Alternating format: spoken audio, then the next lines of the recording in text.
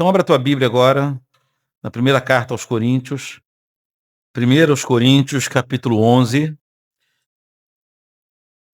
é o texto clássico da Ceia do Senhor.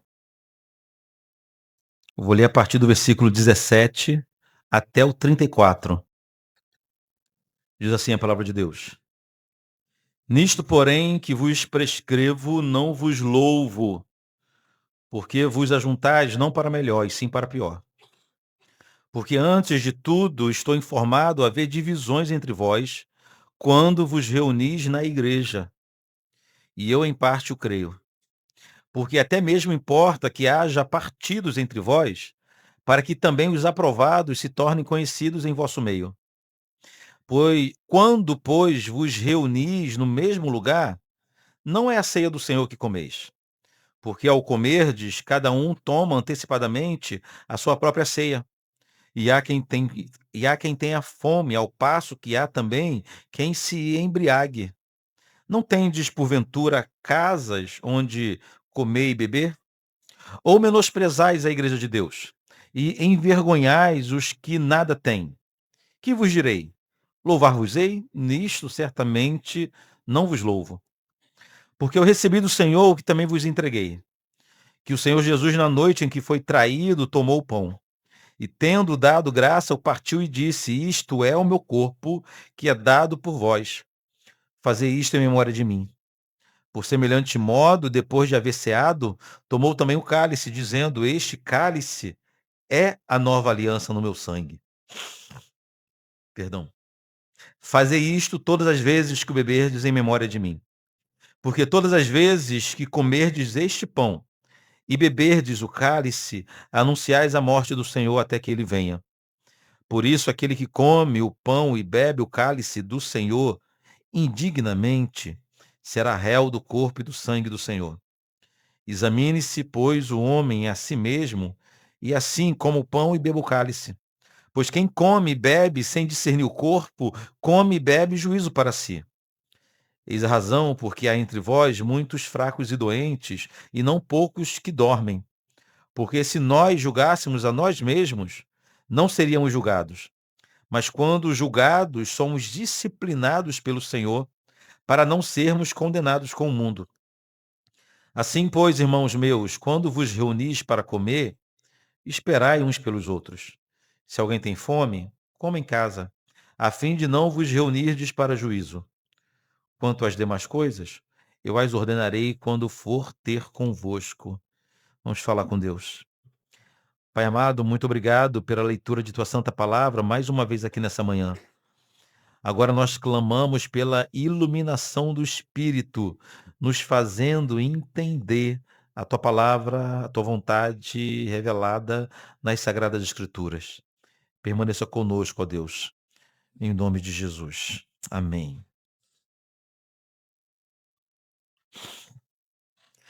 Quem plantou a igreja de Corintos foi o apóstolo Paulo. Ele fez isso em sua segunda viagem missionária, e o texto de Atos diz que ele passou 1 ano e meio somente nessa cidade, evangelizando, fazendo discípulos, treinando líderes. Por tudo isso, ele deixou ali uma igreja forte, exatamente como ele fazia por onde ele passava. A sequência ou método de plantação de igrejas de Paulo era sempre o mesmo. Ele chegava, pregava a palavra de Deus, apanhava e continuava pregando e plantava ali uma igreja, e depois saía e deixava uma igreja forte plantada. Então havia uma autoridade natural de Paulo sobre a igreja de Corinto, e nós não temos dúvidas em dizer que Corinto era a igreja mais difícil do primeiro século. Se você acha que conhece uma igreja problemática, é porque você não conhece Corinto. Se você acha que conheceu uma igreja difícil, é porque você não conhece a igreja de Corinto. Nós fizemos uma exposição das principais mensagens da primeira carta de Corinto um tempo atrás, pouco mais de 1 ano. Eu acho que está vivo isso na mente de muitos irmãos. A gente precisa entender como é que era a cidade de Corinto para saber o que estava acontecendo na igreja de Corinto, uma grande cidade, Corinto era uma grande cidade, uma cidade importante, uma cidade portuária, um grande porto havia nessa cidade, uma cidade muito desenvolvida economicamente e também com uma cultura muito desenvolvida. Porém, as grandes marcas do povo de Corintos não eram boas. As grandes marcas do povo de Corinto era justamente a imoralidade, seguido da idolatria, obviamente, do paganismo, do culto ao imperador. Mas a imoralidade talvez era a marca maior de toda a população dessa cidade. Então, apesar de ter sido uma cidade desenvolvida intelectualmente, era ao mesmo tempo uma cidade profundamente depravada em sua moralidade. Um comentarista bíblico diz que, como a maioria dos portos marítimos, Corinto se tornou tão próspera quanto licenciosa. Era a cidade de Corinto. O reverendo Hernandes, em sua carta, comentando, ou melhor, em seu comentário dessa carta, ele lembra que a palavra Corintiasestai, guarde essa palavra se você quiser, Corintiasestai, ou seja, viver como um coríntios, chegou a ser parte do idioma grego que significava viver bêbado ou de forma imoral. A gente pode aportuguesar Corinthians estás para corintiano, né? Viver como um corintiano é viver de forma imoral, bêbado, ladrão, corrupto. Estou aproveitando para desabafar. Podemos destacar então, irmãos, sem entrar em detalhes, pelo menos 4 grandes marcas da cidade de Corintos. A prostituição já fazia parte da cultura e da religião de Corintos. Havia templos erguidos somente para a prostituição. Deuses somente para a prostituição. O homossexualismo também era intenso e também tinha caráter religioso nessa cidade. Carnalidade desenfreada, observada sobretudo pela embriaguez, pelas brigas e pelos litígios na justiça. Era um povo que vivia de forma imoral e vivia guerreando uns com os outros. E, por fim, a idolatria. Havia deuses para todos os lados e templos para todos os lados. Porém, mesmo considerando tudo isso, o apóstolo Paulo não tinha nenhum problema com a sociedade. O problema de Paulo não era a cidade. O problema de Paulo não era seus habitantes. O problema de Paulo não era a cultura vigente em Corintos. O problema de Paulo, que o fez escrever a primeira carta, era que a igreja de Corintos estava se tornando igual à sociedade de Corintos. Quem olhava de fora não via mais distinção entre os de fora e os de dentro. As mesmas práticas que os coríntios faziam em sua sociedade, os crentes faziam dentro da igreja. A igreja estava replicando a sua sociedade. A sociedade estava influenciando a igreja, no lugar de ser ao contrário. Quem estava se convertendo era a igreja e não a sociedade. Que tristeza. O problema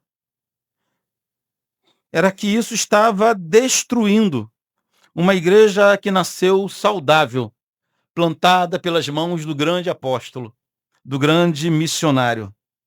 A carnalidade dos crentes, e o livro de Gálatas vai fazer essa distinção entre o crente carnal e o espiritual. O crente carnal pode ser 2 tipos de pessoas. Ou o falso crente em nosso meio, aquele cristão nominal, o falso convertido, mas também um cristão fraco. Um verdadeiro convertido, mas fraco em sua espiritualidade e sua compreensão. A carta aos Gálatas, Paulo chama de crente carnal. E a carnalidade dos crentes de Corintos fica mais exposta, ou ficava mais evidente, justamente no culto de ceia. Por isso, nosso interesse por essa mensagem essa manhã. O culto de ceia, diferentemente dos outros cultos, era o momento em que todas essas características terríveis de iniquidade, essa semelhança com o mundo, a semelhança com a sociedade, ficava muito claro, muito evidente, muito nítido, no momento que a igreja se reunia para a ceia do Senhor. Era no culto de ceia, então, um dos momentos mais nobres da igreja, que toda influência mundana que ainda existia nos irmãos vinha à tona. Então, claro, aqueles que conseguiam disfarçar durante o mês tinham suas máscaras arrancadas na ceia do Senhor, na reunião da ceia. E vamos entender como isso acontecia. Primeiro, vamos entrar agora já no texto que nós lemos hoje. Primeiro, Paulo diz que quando aquela igreja se reunia para cultuar, em especial o culto de ceia, aquele culto era inválido. Compreende a seriedade disso? Versículo 17 do texto que nós lemos. Nisto, porém, que vos escrevo, não vos louvo, porque vos ajuntais, não para melhor, e sim para pior. Só nesse versículo há uma denúncia terrível. Segundo o apóstolo, estava acontecendo algo naquela igreja que fazia com que as pessoas que iam ao culto voltassem para casa pior do que elas foram. A reunião daqueles irmãos não fazia bem a ninguém. O que Paulo está falando era o seguinte: essa igreja perdeu o poder de fazer bem às pessoas. Quem entra enfermo no culto de vocês sai mais doente ainda. Quem entra com problemas sai mais problemático ainda. Quem entra com resistência ao evangelho, depois de passar um tempo com vocês, sai odiando a igreja. Definitivamente. O culto de vocês não é ruim, é péssimo. Seria bom que vocês não se reunissem para cultuar. Aquela ideia de que todo culto é válido, desde que tenha boa vontade no coração, cai nesse momento. Paulo está meio que replicando uma palavra que Deus também utilizou através da boca do profeta Malaquias, ainda no Antigo Testamento, quando Deus estava indignado com o culto que Israel prestava a ele. Deus falou o seguinte: quem dera houvesse entre vocês alguém que apagasse o fogo do meu altar. Alguém que encerrasse as atividades nessa igreja, nesse lugar. Paulo está falando a mesma coisa agora para os coríntios. O culto de vocês é terrível. É horrível. Não faz bem a ninguém. E vocês não percebem isso. Claramente, aquela igreja se reunia em pecado. Havia um pecado claro, evidente, oprimindo, comprometendo a existência daquela igreja. Mas a pergunta é: qual era esse pecado? Que pecado seria capaz de fazer a igreja perder o seu poder transformador ao ponto do seu culto não ter mais nenhum valor? A resposta está no versículo 18, a divisão. Olha o versículo 18. Porque antes de tudo estou informado a haver divisões entre vós, quando vos reunis na igreja, e eu em parte creio. O primeiro grande pecado daquela igreja era a divisão, o partidarismo. A igreja estava fragmentada, dividida em facções, e não há a menor possibilidade de um corpo ser saudável se ele estiver partido. Mas atenção, queridos, a divisão dessa igreja não era visível somente no partidarismo. Não havia apenas grupos formados dentro da igreja, mas também era visível no individualismo. Havia naquela igreja irmãos que viviam exclusivamente para si mesmos, que demonstravam pouca ou nenhuma solidariedade com os outros. Gente tomada por um egoísmo egocêntrico, gente que desprezavam os mais simples, desprezavam os mais pobres, que usavam sua influência para obter vantagens na igreja. Que loucura! Que igreja é essa? Que igreja era essa? Mas as denúncias de Paulo continuam. Quando Paulo passou a falar mais especificamente sobre a ceia, mais uma vez foi para censurar a igreja, no versículo 20 e 21. Diz assim: quando vos reunis para o mesmo lugar, não é a ceia do Senhor que comeis. Versículo 21. Porque ao comerdes, cada um toma antecipadamente a sua própria ceia. E há quem tenha fome, ao passo que há também quem se embriague. Nesse ponto, o que o apóstolo está dizendo é o seguinte: a ceia de vocês é inválida. Será que você já participou de alguma ceia inválida? Você já participou? A ceia de vocês é um engodo, é um engano. A ceia de vocês é um simulacro, é falsa. A ceia de vocês é uma farsa. Não é ceia do Senhor que vocês estão comendo. A ceia que vocês acham que é do Senhor não é do Senhor. Vejam que tragédia. O pastor anunciava culto de ceia, os diáconos preparavam os elementos da ceia, a igreja se reunia e os membros participavam dos elementos, mas lá no céu, o dono da igreja, o Senhor da ceia, manda dizer que aquela ceia era falsa, era inválida, era uma enganação. Ninguém percebia, mas o dono da igreja percebia. Sabia, só ele sabia disso. Vamos entender bem essa parte. No primeiro século, irmãos, as igrejas celebravam a ceia do Senhor com um grande culto, mas também com um grande banquete. Fazia-se uma grande festa, um junta-panelas, todos os membros reunidos, em determinado momento, cultuavam, cantavam, oravam, participavam da refeição, participavam dos elementos. Uma grande festa chamada de festa do amor, ou festa ágape. Isso as igrejas do primeiro século faziam. Era uma grande mesa, uma mesa farta, com muita comida e muito vinho. Mas o que chegou ao conhecimento do apóstolo é que aquele grande banquete transformou-se, na verdade, em uma terrível bagunça. Cada um comia sem se importar com os outros. Os mais influentes sentavam primeiro e comiam primeiro. Comiam em quantidade sem querer saber se ia sobrar para o irmão ou não. Os mais humildes não conseguiam sequer chegar perto da mesa. Havia os homens como umas dragas beirando a mesa, acabando com tudo, como gafanhotos, como animais.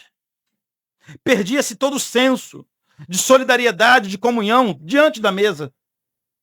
Ninguém percebia que tinha irmãos passando fome, mesmo em um lugar onde havia um grande banquete. Tinha gente com fome. E o pior, enquanto uns passavam fome, outros cristãos se embebedavam na ceia do Senhor. Não havia liturgia, não havia comunhão, não havia solidariedade, não havia seriedade, não havia temor de Deus, não havia ordem, não havia propósito. Por isso que aquilo não era a ceia do Senhor. A igreja pensava que era a ceia do Senhor, mas não era a ceia do Senhor. Paulo terminou esse ponto repreendendo a igreja de Corinto por isso. Versículo 22. Não tendes, porventura, casa onde comer e beber? Ou menosprezais a igreja de Deus e envergonhais os que nada têm? Que vos direi? Louvar-vos-ei? Nisso certamente não vos louvo. Nesse ponto, a denúncia era que, preste atenção, os crentes desprezavam a igreja de Deus. E eles desprezavam a igreja de Deus, reduzindo-a a um clube social, a um local apenas de encontros de amigos. Um clube social é onde a pessoa se reúne apenas para comer e beber. Não é verdade? Um clube social é onde as pessoas frequentam apenas por diversão. Um clube social é onde as pessoas vão somente por causa de relações de amizades. Um clube social é onde quem tem mais dinheiro tem mais influência. Igreja não pode ser nada disso. Tem que ser um local completamente diferente de um clube. Essa era, infelizmente, a condição da igreja de Corinto.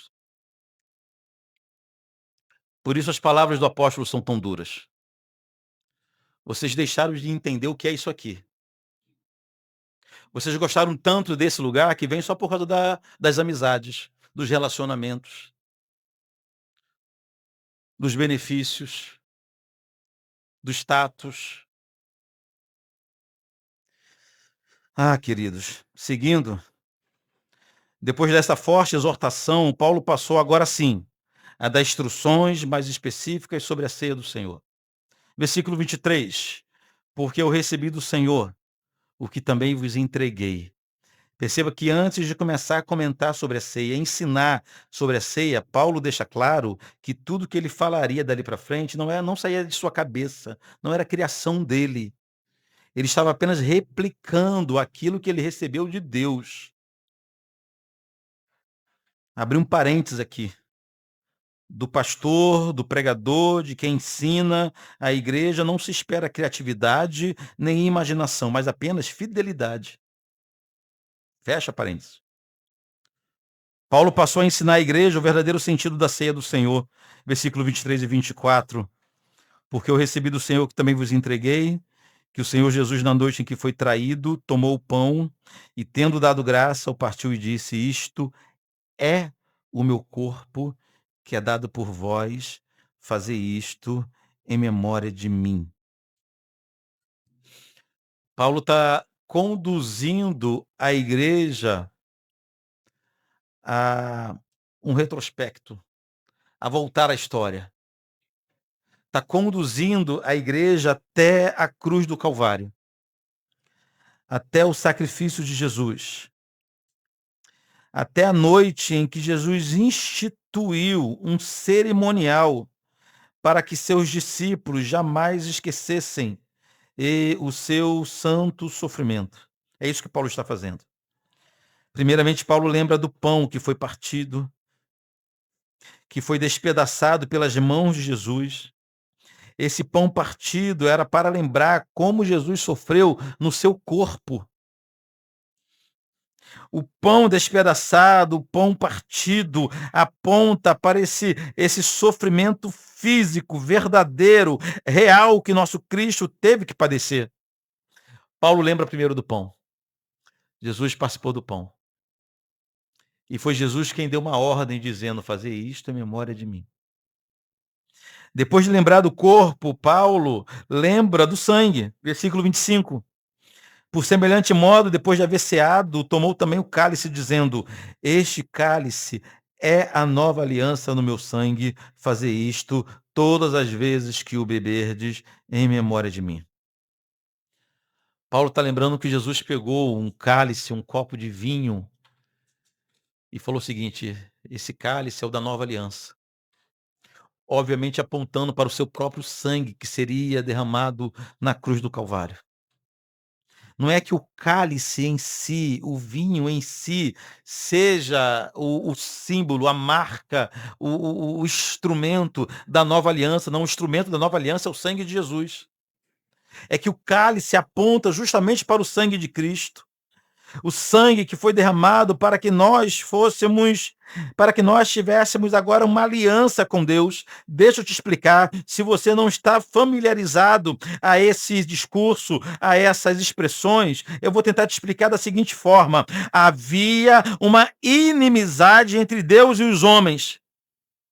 Depois do pecado do Éden, o homem e Deus tornaram-se inimigos. Tornaram-se adversários. Mas o sangue de Jesus opera o que a Bíblia chama de o ministério da reconciliação. O sangue vertido na cruz pega a gente, pecadores, inimigos de Deus, e nos reconcilia com Deus Pai. Nos tornamos amigos novamente através do sangue de Cristo. É disso que a igreja lembra toda vez que participa do cálice. Seguindo, irmãos, o apóstolo passou a ensinar o verdadeiro sentido prático da ceia. Olha o versículo 26. Porque todas as vezes que comerdes este pão e beberdes o cálice, anunciais a morte do Senhor até que ele venha. Então a ceia do Senhor é o momento da igreja lembrar e anunciar a morte de Cristo. O que a igreja faz na ceia do Senhor? Lembra e anuncia o sacrifício de Jesus. Lembra e anuncia as dores que ele teve que padecer. É isso que fazemos quando nos reunimos na ceia. Lembrar e anunciar como ele sofreu e como ele morreu. É momento da igreja lembrar da dor, da humilhação, do abandono, da traição, da rude cruz, do Monte Calvário, da morte dolorosa que ele viveu, que ele passou. É disso, é isso tudo que trazemos à memória, trazemos à lembrança quando participamos dos elementos da ceia. Por isso, queridos, a ceia do Senhor não é lugar de danças, de gritos, nem de festa. A ceia do Senhor é momento de trazermos à memória todo o sofrimento do nosso Senhor. A agonia e a dolorosa oração no Getsêmani. A terrível noite de tortura no pátio da casa do sumo sacerdote. Os açoites, a nudez, a humilhação pública, o abandono, a traição, a negação dolorosa, a coroa de espinhos, os pregos nas mãos, os pregos nos pés, a humilhação na maldita cruz. E pior que tudo isso, lembrarmos que ele encontrou-se com o Deus Pai irado no Monte Calvário.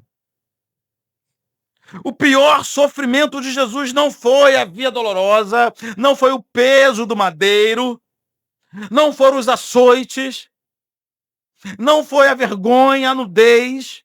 O pior sofrimento não foram os pregos nas mãos, os pregos nos pés, a lança ao seu lado, nada disso. O pior sofrimento foi ele ter que suportar a ira de Deus, que estava destinado a mim e a você. A parte da ira de Deus, que cabia a mim e a você, foi derramada sobre Jesus. É disso que precisamos lembrar no culto de ceia. Ah, irmãos, quem consegue gritar, pular, dançar, se alegrar, enquanto traz na mente essas cenas dolorosas do nosso Cristo? É óbvio que a ceia também não é lugar de tristeza, não é lugar de amargura. A ceia é lugar de lembrança, contemplação e quebrantamento. Quebrantamento.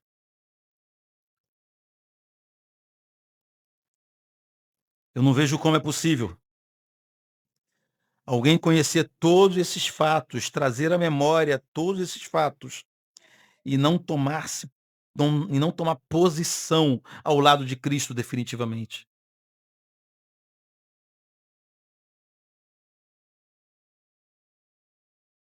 Eu vou repetir o objetivo da ceia, porque todas as vezes que comerdes este pão e beberdes o cálice, anunciais a morte do Senhor. É a morte do Senhor. E até quando precisamos fazer isso? Até que ele venha. Palavra de Jesus, palavra de Deus. Enquanto estivermos aqui, faremos assim. Até o dia que poderemos fazer isso na presença dele, no grande e glorioso dia. Paulo segue nos alertando sobre o tipo de gente que não pode participar da ceia. Isso aqui é um debate moderno, né? Até alguns anos atrás era um debate que sequer existia. Sequer existia. Mas hoje tem um debate moderno sobre quem pode participar da ceia, se a ceia é aberta para todo mundo, se todo mundo pode participar ou não. Ao versículo 27, o que diz: não sou eu quem digo, não são nossas confissões quem diz, mas é a palavra de Deus. Versículo 27. Por isso aquele que comeu o pão ou bebeu o cálice do Senhor indignamente será réu do corpo e do sangue de Jesus. Será réu, será culpado pela morte de Cristo. Temos um problema aqui, porque se olharmos para nós mesmos e se formos bem honestos, ninguém aqui é digno, então, de participar da ceia do Senhor. Não é verdade? Você é digno? Eu faço essa pergunta cheio de medo. Pode ter alguém que chega e pensar, realmente eu sou. Eu não era não, mas essa semana eu me ajeitei e agora eu posso participar dignamente da ceia do Senhor. O termo indignamente usado por Paulo aqui não está relacionado a méritos humanos. Paulo não está dizendo que há uma lista de tarefas para o homem cumprir e, dependendo do seu desempenho, ele poderá participar da ceia. Não é isso que Paulo está dizendo. Esse alerta de Paulo está relacionado, acima de tudo, a tudo que ele falou até então sobre o verdadeiro sentido da ceia, sobre a verdadeira compreensão da ceia, que é um memorial, uma lembrança do sacrifício, que é um meio de graça pelo qual nós somos alimentados a partir da exata, da completa, da bíblica compreensão do que foi o sacrifício de Jesus. Então, queridos, come do pão indignamente e bebe do cálice indignamente todo aquele que participa da ceia do Senhor sem entender o real sentido da ceia.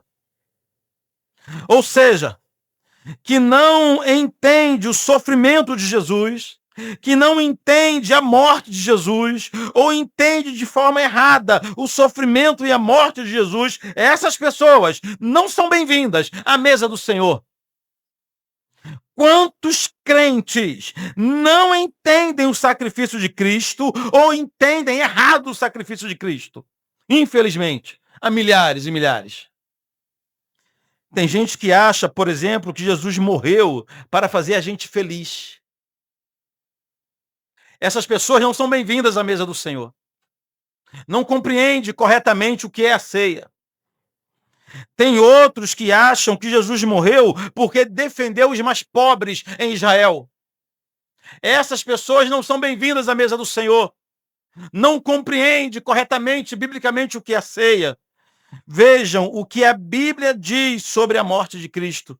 Eu vou ler para os irmãos 1 Coríntios 15, 3, que diz assim: antes de tudo, vos entreguei o que também recebi, que Cristo morreu pelos nossos pecados, segundo as Escrituras.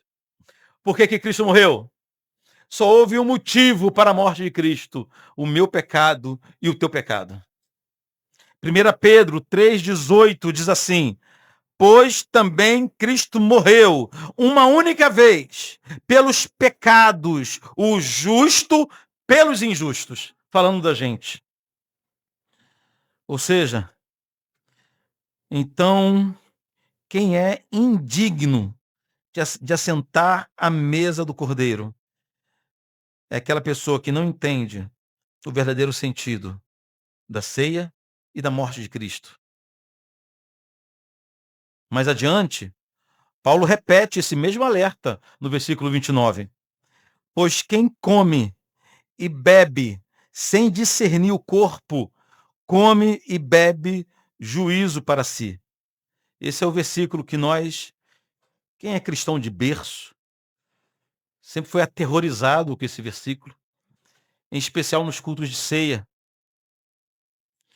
O que o texto está dizendo é que quem come e bebe sem considerar que o que comemos e o que bebemos apontam para o corpo de Cristo exposto no Calvário.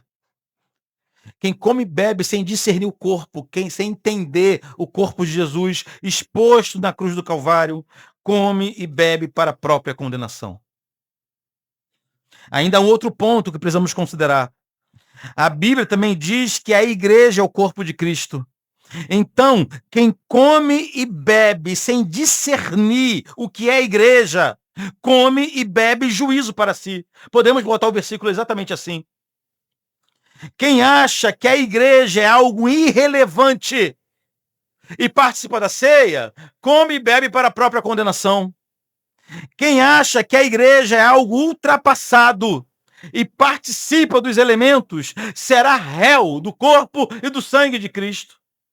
Quem acha que a igreja é invenção de homens e participa da ceia, come e bebe para sua própria condenação. Quem acha que é igreja sozinho, visita uma igreja e participa da ceia, come e bebe para sua própria condenação. Quem acha que a igreja é somente um grupo de amigos, quem considera a igreja apenas um clube social, um lugar que nos reunimos porque é legal, para nos divertir, porque nos faz bem, come e bebe para sua própria condenação. Qualquer pessoa que tenha um sentido não bíblico da igreja, come e bebe, o juízo para si. Erra quando participa da ceia. A mesa do Senhor é para quem entende o corpo. A mesa do Senhor é para quem ama o corpo. A mesa do Senhor é para quem compreende o corpo de Cristo. A mesa do Senhor é para aqueles que sabem que não podem viver sem o corpo de Cristo. Agora, se você se considera independente, se você acha que o corpo de Cristo é irrelevante, você pode fazer com ele o que você quiser, aparecer a hora que você quiser, ter a responsabilidade do jeito que você quiser ou não, não participe do elemento, pelo amor de Deus, para a tua saúde, para o teu próprio bem.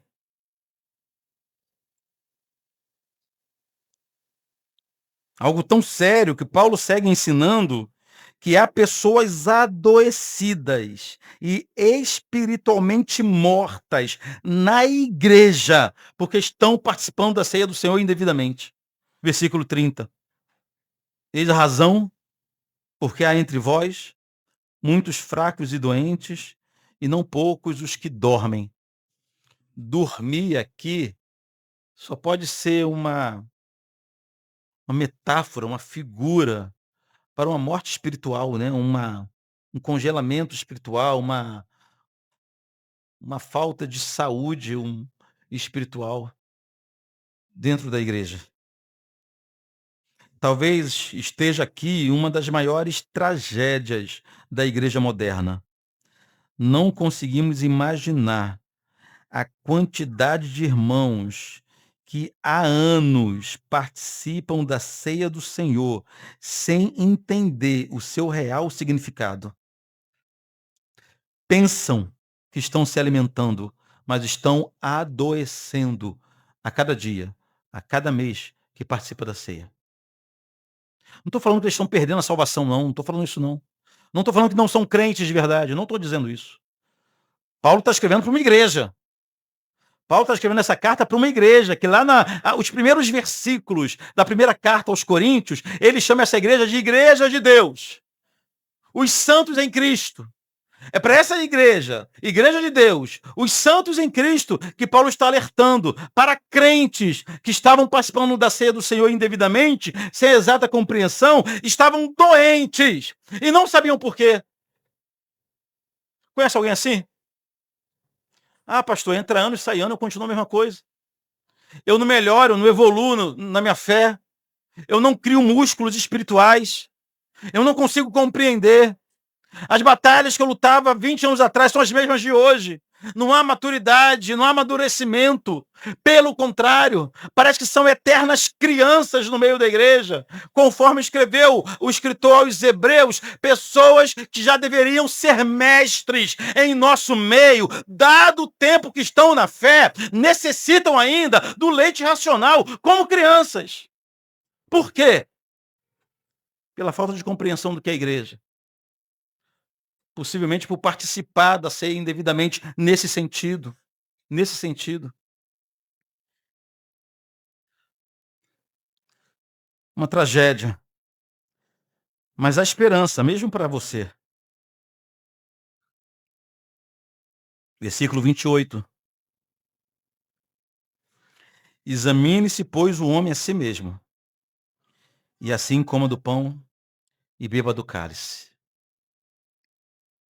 Não está escrito aqui, examine-se, pois, o homem a si mesmo, dependendo, coma do pão e beba do cálice. Não é isso que está escrito.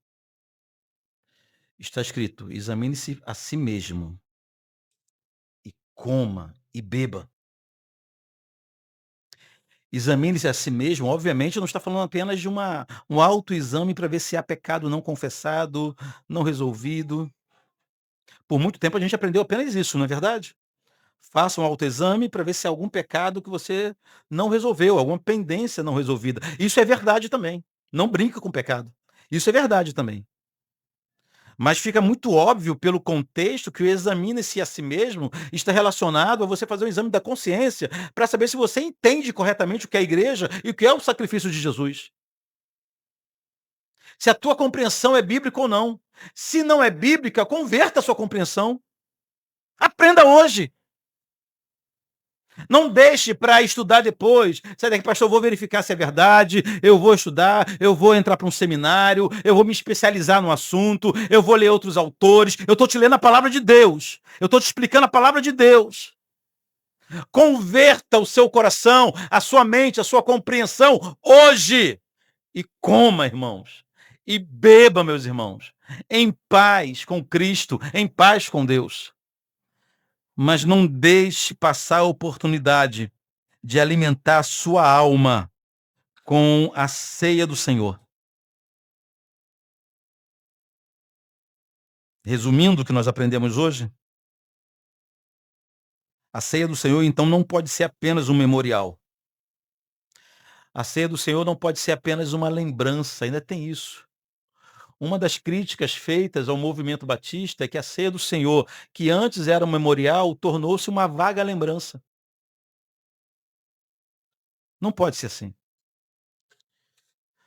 Nós entendemos que a ceia do Senhor é um meio de graça, já que aqueles que participam indevidamente, sem a compreensão bíblica, adoecem e até morrem. É óbvio, então, que aqueles que participam devidamente, sabendo o que estão fazendo, tendo consciência que são indignos pelos próprios méritos, confiando no sacrifício de Jesus, amando a igreja de Deus, essas pessoas são fortalecidas, revigoradas, alimentadas ao participar desse ato. É isso que eu quero para cada um de vocês hoje. O meu desejo para cada um de vocês hoje é que você participe, você tenha a exata compreensão e participe desses elementos.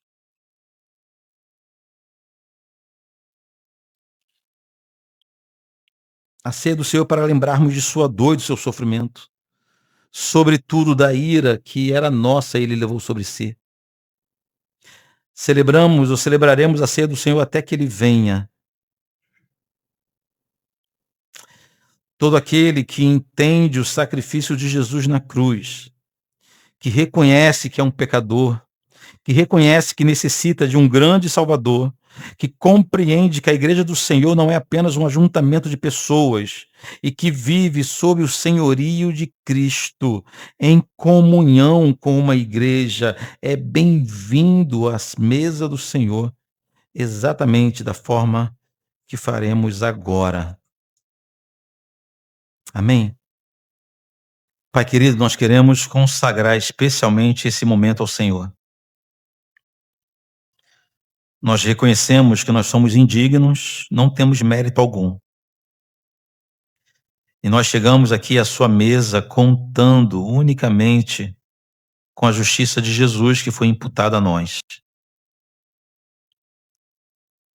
Ah, Senhor, nosso coração se alegra, nosso espírito se sente profundamente tocado com essa verdade. De que se não fosse a justiça de Cristo retribuída, atribuída a nós, nenhum de nós poderíamos estar aqui. Que esse seja o momento de fato em que nosso espírito será alimentado, não pelo pedaço de pão ou pelo cálice que comeremos e beberemos, que eles não há poder neles, mas há sim poder no ato que estamos praticando aqui. Sabemos da tua presença entre nós, viva, verdadeira, nos edificando, nos consolando, nos fortalecendo, a maioria de nós para dias muito difíceis que tem pela frente. Nós também confessamos nossos pecados a ti, Senhor.